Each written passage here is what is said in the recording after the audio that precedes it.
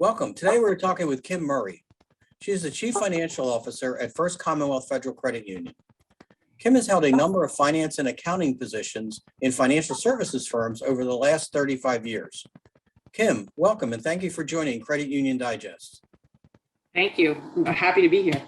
So Kim, within your overall responsibilities as First Commonwealth CFO, where do you focus your attention? Thank you. That's a great question. So basically, in a nutshell, my focus as a CFO is to build financial and business acumen throughout the organization.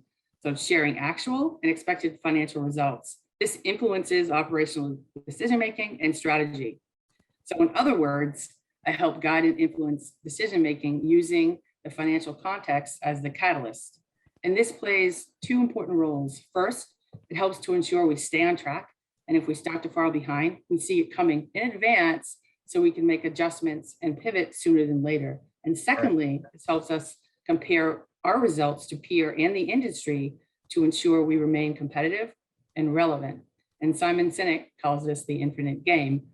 So to give you just a little bit more context of why this is so important, I'm sure you all know credit unions occupy the financial system, and the bucket of money that's available for credit unions in the US to participate in is called M2.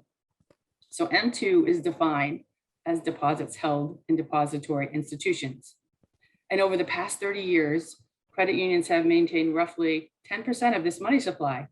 And during the same time, the number of credit unions have declined by roughly 3.2% year over year. This means the average asset size of all credit unions is increasing.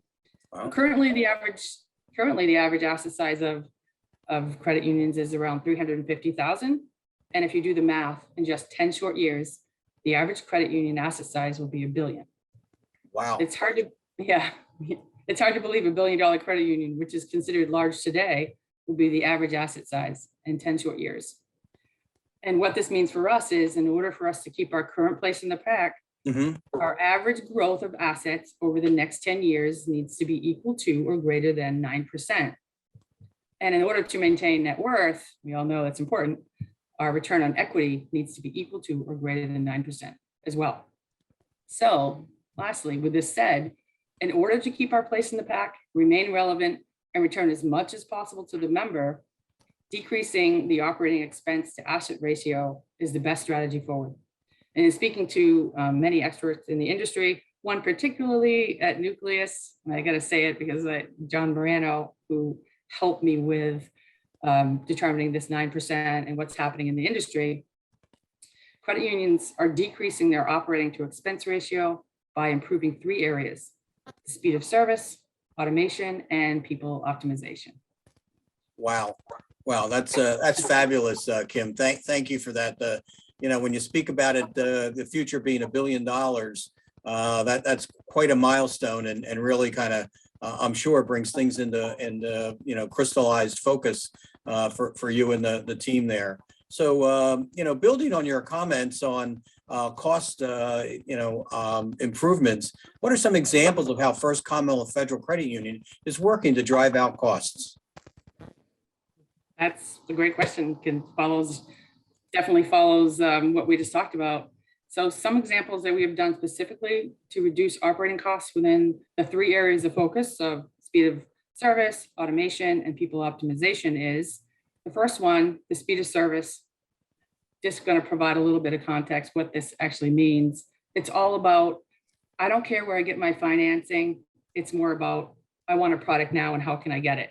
Right. So in other words, it's all about the members and how are we going to meet them when, where, and how they want it. So a few ways we have improved the speed of service are eliminating friction. That's what our Chief Information and Technology Officer says all the time. We're eliminating friction. Utilizing the investments we made in data analytics and business intelligence to market more effectively.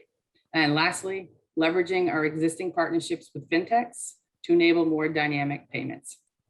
And then moving on to the second one, automation. This relates to any process that is repeatable the same way consistently in a scalable manner with anything that's repeatable consistently should be automated.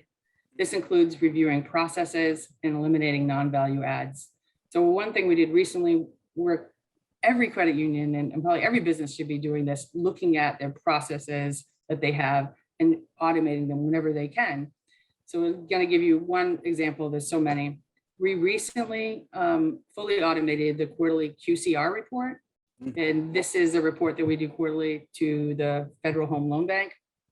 Now, instead of manually completing this report, which took days of employees' time each quarter, now it's automated. It's just, a file is automatically sent to the Federal Home Loan Bank, which now involves basically 0 employee time.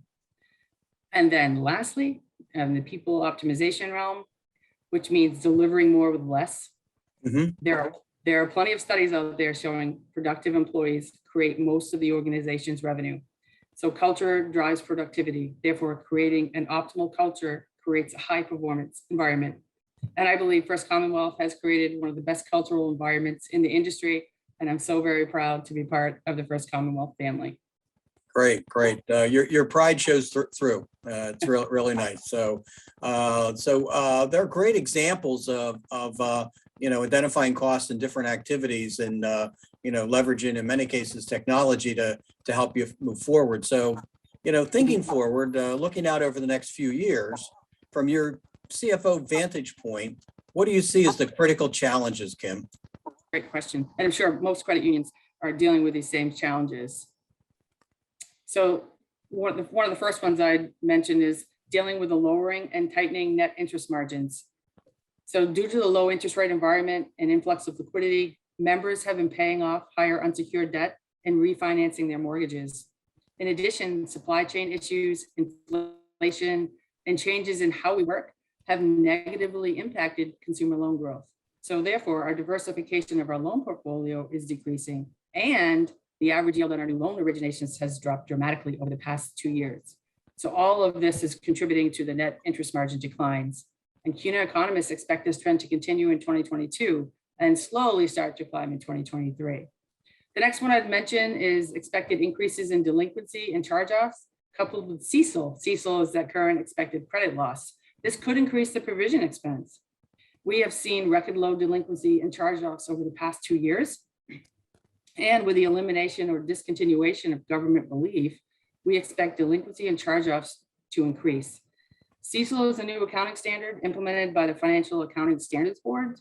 And this new standard is changing our current allowance for loan loss methodology, which is essentially based on history, to one of expected losses.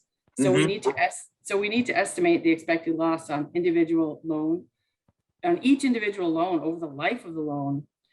This change in the allowance calculation methodology is expected to have negative financial impact. And I just have a few more here. The third one is decreasing our reliance on a few non-interest income sources. So the 2 major sources that we have heavily depended on are overdraft fees and interchange income. And I'm sure many of you have heard out there that banks and credit unions are decreasing or eliminating their overdraft fees.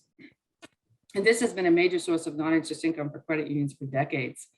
Decreasing or eliminating this fee increases the value to a member, which is a good thing. Yep. In order for us to decrease or eliminate, we need to find and generate new avenues for non-interest income. And then lastly, one of these challenges, every CFO and every credit union is the tax status. I got to mention it. Our tax exempt status is consistently under attack by the independent community bankers bank and bank lobbyists. And I don't know if many of your listeners or viewers here knew this, but the ABA Banking Journal published an article in September stating a new report from the Tax Foundation found eliminating credit union tax exemption would support sound tax policy.